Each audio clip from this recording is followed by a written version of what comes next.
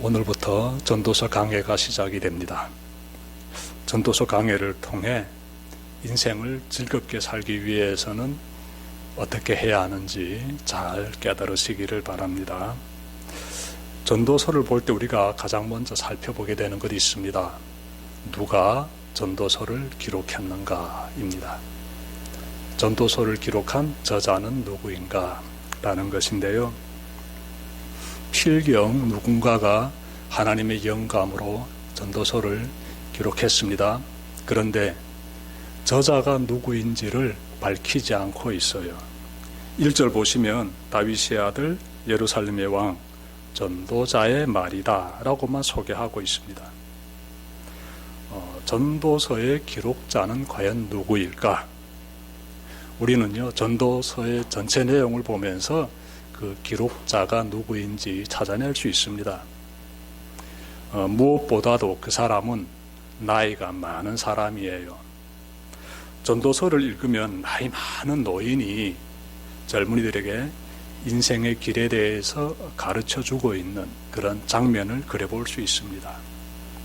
그래서 전도서의 기록자는 나이 많은, 연세가 많은 연로한 노인이다 라고 금방 찾아볼 수 있고요.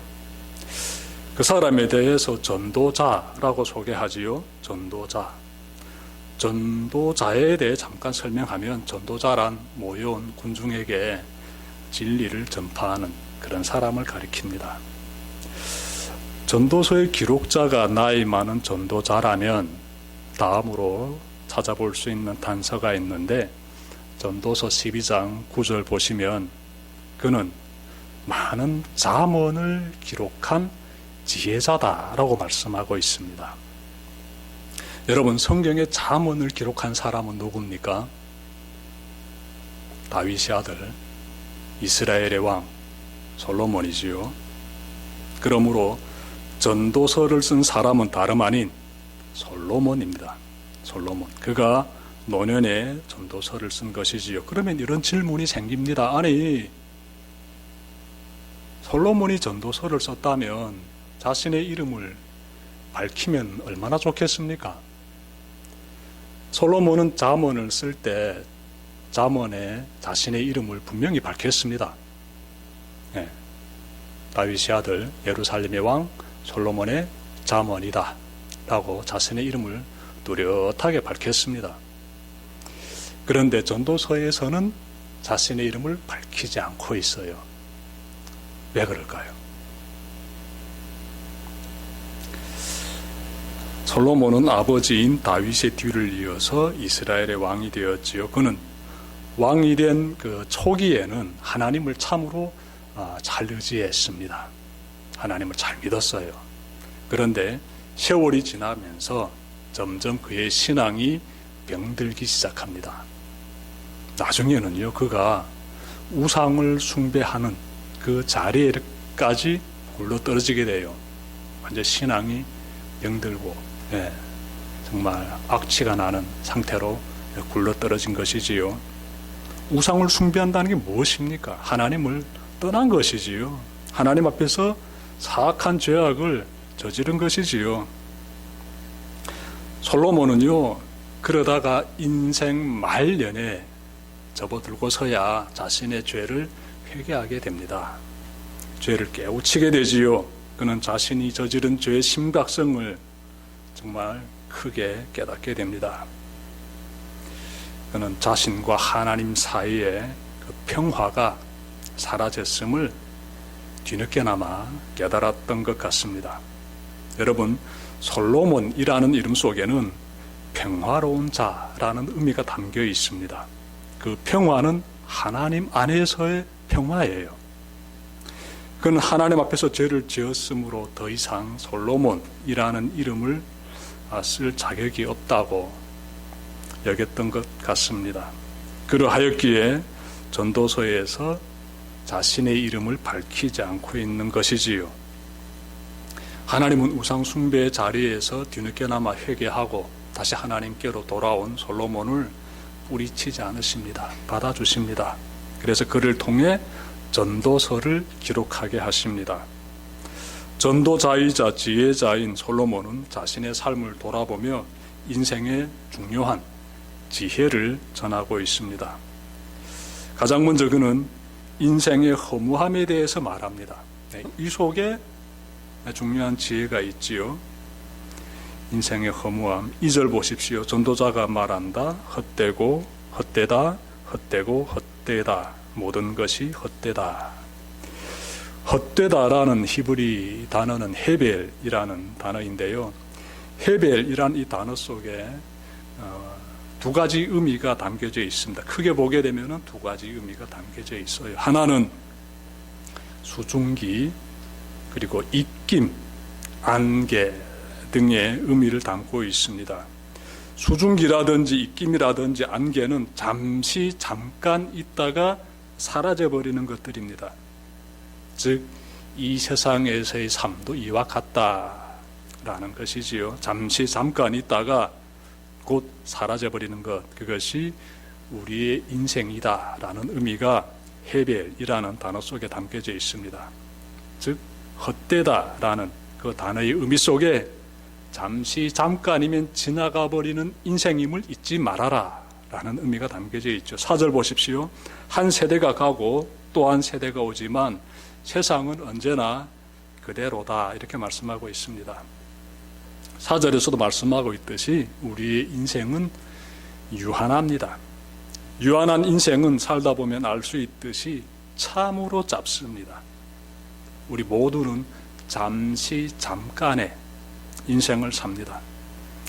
그럼에도 불구하고 인간은 마치 영원히 살 것처럼 착각하며 욕심부립니다. 인생이란 오고 가는 세대의 찰나의 순간에 불과하다라는 사실을 망각하고 있는 것이지요. 마치도 겨울의 입김이 잠시 뒤에 사라지듯이 인생도 이와 같습니다. 우리 세대는 잠깐 뒤면 사라지게 되고 새로운 세대가 그 자리를 차지하게 됩니다. 이것을 아는 사람이 지혜로운 사람이에요. 이런 사람이 인생을 헛되이 살지 않게 됩니다.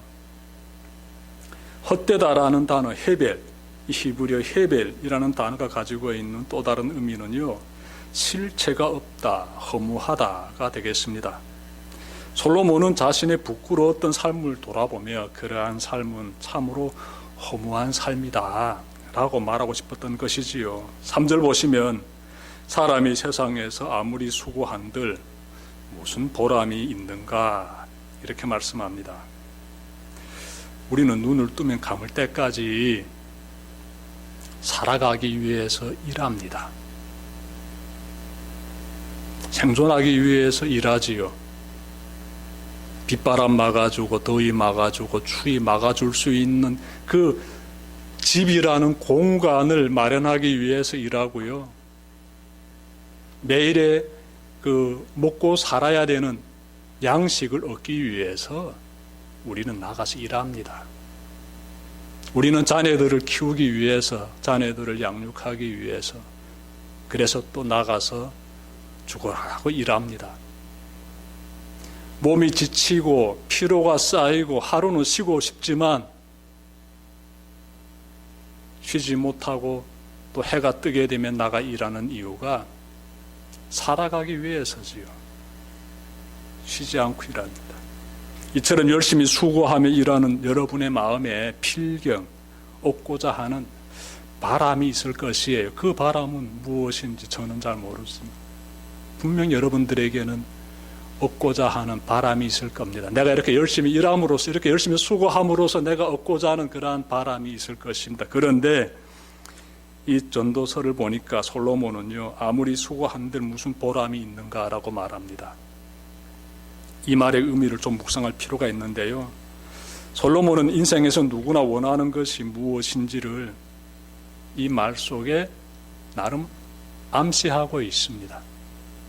우리 모두가 원하고 있는 것, 열심히 수고하면서 일하고 있는데 그 가운데서 우리가 얻고자 하는 것, 이것은 나의 유익이 된다라고 이렇게 붙잡고자 하는 것, 그런 바람들 다 다양하게 가지고 있을 텐데 이 부분에 대해서 솔로몬이 지금 말하고 싶다는 것이에요. 무의미하다고. 우리 모두는 단순히 먹고 살기 위해서 그래서 이렇게 수고하면서 열심히 일하고 있지 않습니다. 단순히 자녀들만 잘 키우기 위해서 그래서 그렇게 열심히 나가 일하고 수고하는 것도 아니지요. 그 가운데서 정말 돈을 많이 벌어가지고 좀 더 편안하게 호의호식하면서 여생을 누리고 싶은 그런 마음의 바람이 있기 때문에 열심히 그렇게 수고하면서 일할 수 있습니다. 아니면 보다 나은 권력을 틀어잡고 그 권력의 맛을 즐기면서 살고 싶어서 그렇게 열심히 또 수고하면서 나가 일할 수도 있습니다. 근데 이러한 마음속에 가지고 있는 그 밑바탕에 꼭 붙잡고 있는 그 인생의 바람들, 그 부분에 대해서 솔로몬은요, 그다 허무한 짓이야 라고 말하는 것이에요. 여러분, 이런 말 할 때는 그 사람이 과연 그 말 할 수 있는 자격이 있는지 살펴봐야지요. 솔로몬은요, 충분히 이런 말 할 수 있는 자격을 가지고 있습니다. 이 사람은요, 한 국가를 다스렸던 그 권력의 중심에 섰던 천하를 호령할 수 있는 왕이었습니다. 그리고 이 사람은요, 온갖 부귀 영화를 다 누렸던 그러한 통치자였어요. 이런 사람이 내가 경험하고 보니 그러한 것들 다 허무한 것이야 라고 말하고 있는 것입니다. 하나님 믿는 우리는 수고하면서 사는 동안 정말 얻고자 하는 것, 우리가 바람하면서 마음 가운데 품고 있는 것 따로 있습니다. 무엇일까요? 하나님 믿는 우리도 마음 가운데 바람이 있어요. 소원이 있습니다. 기대하는 것 있지요. 꼭 얻고자 하는 것, 이것은 나에게 참 유익이 돼, 난 그걸 얻고 싶어라는 것 분명히 있습니다. 뭘까요? 돈과 권력은 아니지요. 당연히 아니지요. 앞서 말했기 때문에 그건 아니지요. 우리가 얻고자 하는 것, 그것은 진정한 평화, 참된 즐거움이에요. 정말 평화롭고 정말 즐거운 그런 삶을 우리는 원합니다. 하나님 믿는 사람들은 그것을 원하고 있어요. 왜냐하면은 그 평화와 그 기쁨은 하나님 안에 있기 때문에 그래요. 로마서 14장 7절 보니까 하나님의 나라는 먹는 일과 마시는 일이 아니라 성령 안에서 누리는 의와 평화와 기쁨이다라고 말하고 있습니다. 하나님의 나라는 어떻게? 평화와 기쁨이 넘치는 나라. 그런 나라다라고 말씀하고 있지요. 그래서 우리는 그 나라를 소망하면서 하나님 안에서 그 평화와 그 즐거움을 우리는 누리게 된다는 것이에요. 그러니 여러분, 세상 사는 동안 육신의 안락만을 위해 너무 힘쓰지 마시길 바랍니다. 너무 수고하지 마십시오. 인생 금방 지나갑니다. 소중한 인생을 육신의 부귀 영화를 쫓는 일에 낭비하지 마시길 바랍니다. 거기서는 인생의 영원한 만족과 기쁨 맛보고 누릴 수 없습니다. 우리는 하나님의 나라를 위해 수고해야 합니다. 헌신해야 합니다. 주님의 몸된 교회를 위해서 정말 여러분들이 수고와 헌신을 아끼지 마시길 바랍니다. 그 길에 진정한 평화가 있고 기쁨이 있습니다. 하나님께서 함께 하시기 때문에 그래요. 주님의 몸된 교회를 세우는데 우리 모두가 정말 힘을 다하는, 수고를 아끼지 않는 그러한 삶을 살아가시기를 바랍니다. 솔로몬이 인생의 허무함에 대해서 가장 먼저 말했다면 이어서 그는 세상의 결핍에 대해서 말하고 있습니다. 8절 말씀 제가 읽겠습니다. 만물이 다 지쳐 있음을 사람이 말로 다 나타낼 수 없다. 눈은 보아도 만족하지 않으며 귀는 들어도 차지 않는다. 전도자는 5절부터 7절에서 제자리로 돌고 도는 해라든지 바람이라든지 강물에 대해서 말했습니다. 해는 아침 저녁으로 뜨고 지기를 반복하고 바람은 남쪽에서 북쪽으로 돌아가면서 불기를 반복하고 또 강물은 강물대로 바다로 강으로 돌고 돈다고 말합니다. 이렇게 자연의 끊임없는 순환 과정에 대해서 전도자는 말하면서 자연의 모든 활동은 단조롭고 피곤함을 우리에게 보여줍니다. 자연의 현상만 가지고는 우리 영혼의 만족함을 얻을 수 없다는 것이에요.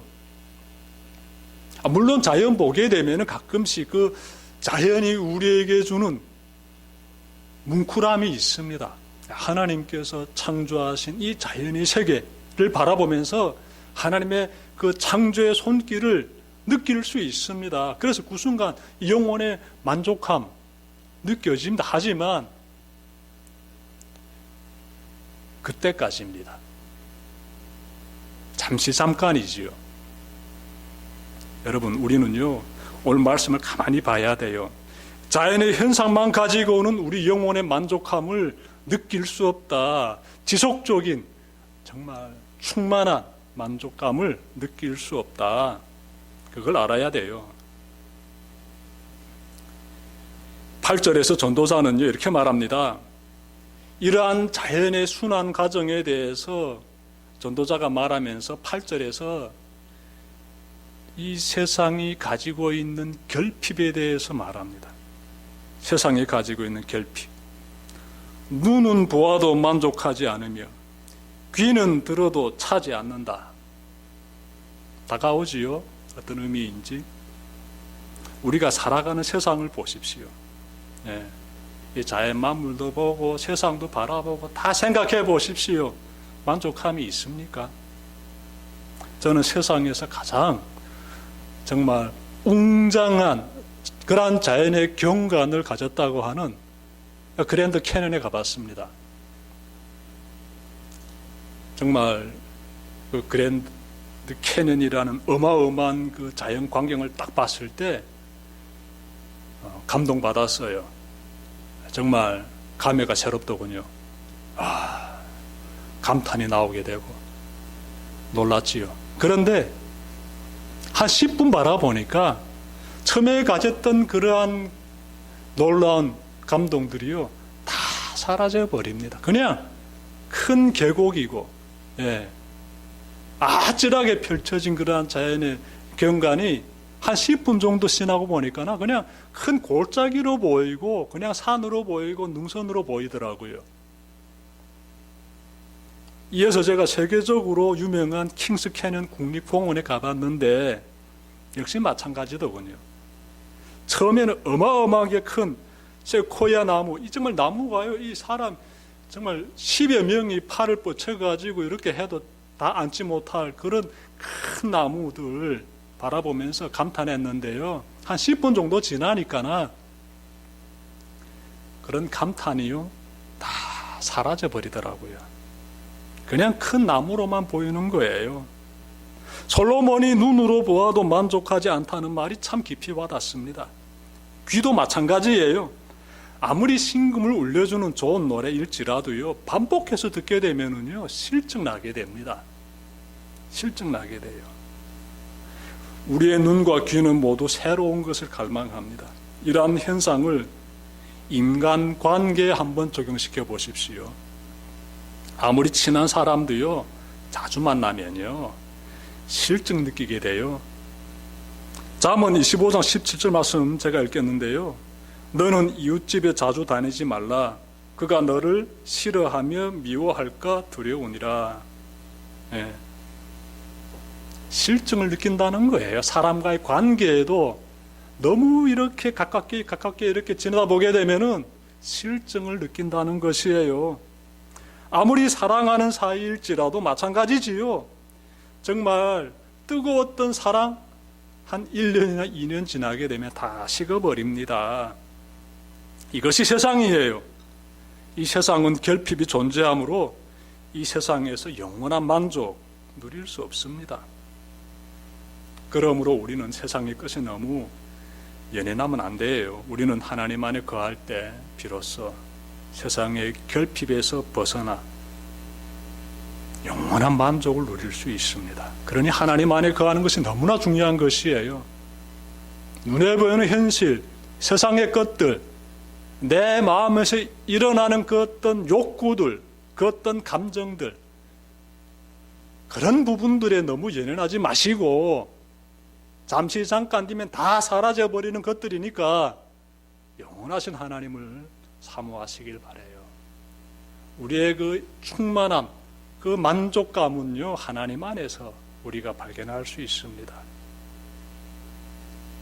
네, 두 번째로 세상의 결핍에 대해서 이 전도자 솔로몬이 말했고요. 끝으로 그는 새로운 것이 없는 세상에 대해서 말합니다. 9절부터 11절인데 솔로몬은 이 세상에는 새 것이란 없다 이렇게 말합니다. 사람이 아무리 수고하며 노력할지라도 결국 궁극적인 변화를 일으킬 수 없다는 것이에요.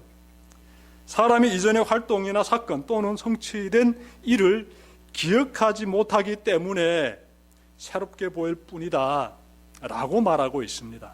제가 9절 읽겠습니다. 이미 있었던 것이 훗날에 다시 있을 것이며 이미 일어났던 일이 훗날에 다시 일어날 것이다. 이 세상에 새 것이란 없다. 네, 이렇게 말씀하고 있어요. 맞습니까? 과연 이 세상에는 새 것이란 없습니까? 세상 보게 되면 새 것으로서 넘쳐나고 있지 않습니까?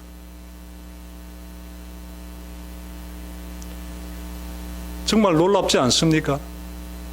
이 인쇄술이 발전되고 어마어마한 이 자료들이 출판되어서 사람들의 손에 쥐어지게 되고 산업혁명이 일어나더니만 기계들이 정말 우후죽순처럼 이 땅 가운데 쏟아져 나오게 되고 지금은 AI 시대라고 하지요. 인공지능, 이 새로운 그런 혁명의 시대가 지금 도래하고 있지 않습니까? 이 컴퓨터 시대가 도래하면서 AI가 지금 들어와서 인간의 지능을 대처한다고 하고 있지 않습니까?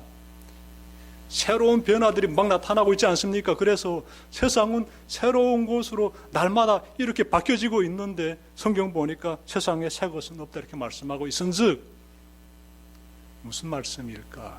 이 속에 어떤 의미가 담겨져 있을까? 질문 가지게 되지요. 여러분, 여기서 말씀하고 있는 것은요, 인간의 본성에 대해서 말하고 있습니다. 인간의 본성. 좀 넓게 말하면 인간 공동체의 본성에 대해서 말하고 있어요.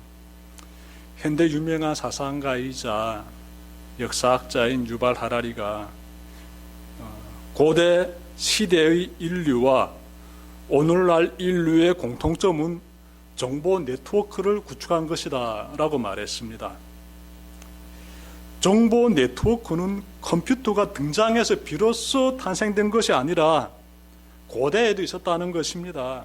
고대 인류는 신화라든지 이야기를 가지고 정보 네트워크를 형성했다는 것입니다. 현대 사회의 희망으로 자리 잡고 있는 민주주의 체제, 이것도 역시요, 지금이 와서 새롭게 탄생된 것이 아니에요. 고대부터 있었다라는 것입니다. 오늘날에 와서 지금 부각되고 있는 여성의 리더십, 고대에도 있었어요. 고대 사회에서도 여성의 리더십이요 강조되었습니다. 이런 측면에서 보면 참으로 이 세상에는 새로운 것이 없습니다. 이전의 것의 반복일 뿐입니다. 솔로몬은 이런 것들을 내다보면서 새로운 것을 찾는 노력도 허무하다라고 말하는 것이에요.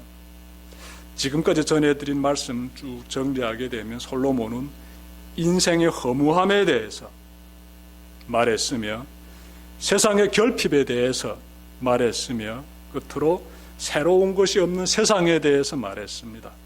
모든 것이 헛되다는 것입니다. 그러므로 솔로몬의 한탄을 들으면 다람쥐 쳇바퀴 돌듯이 반복되는 세상사가 안겨옵니다. 그 세상에서 사람들은 타들어가는 영혼의 고통을 느낍니다. 어디로 가야 영혼의 그 고통을 해결할 수 있을까? 영혼의 갈증을 시원히 적셔줄 수 있는 그 생수는 어디에 있을까? 이 세상 아무리 누벼봐도 없다는 것이에요.